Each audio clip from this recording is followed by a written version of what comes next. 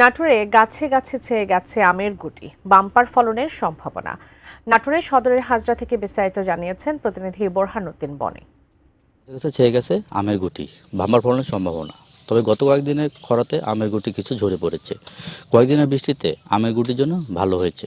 বড় ধরনের কালবৈশাখী ঝড় বা শিলাবৃষ্টি বা অন্য কোনো ধরনের আমের গুটি ঝরে না পড়লে অন্য বছরের তুলনায় এবার আমের ফলন বেশি পাওয়া যাবে বলে মনে করছে কৃষি বিভাগ ও চাষিরা।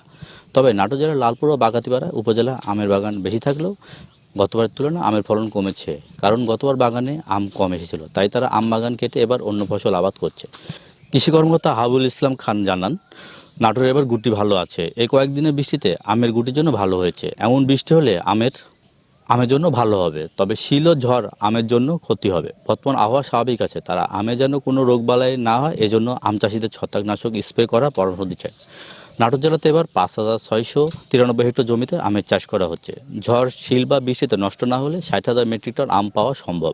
নাটোর জেলায় খিরসাপাত, গোপালভোগ, আশিনা, ল্যাংড়া, ফজলি, লক্ষণভোগ, আমরুপালি, মল্লিকা, বাড়িফোর এবং লক্ষ্ণা জাতের আম বেশি উৎপাদিত হয়। নাটোর উৎপাদিত সকল জাতের আম অত্যন্ত সুস্বাদু হয়। স্থানীয় মানুষের চাহিদা মিটিয়ে দেশের বিভিন্ন অঞ্চলে তার রপ্তানি হচ্ছে। এর ফলে প্রতি বছর আম বিক্রি করে অর্থনৈতিকভাবে লাভবান হচ্ছে।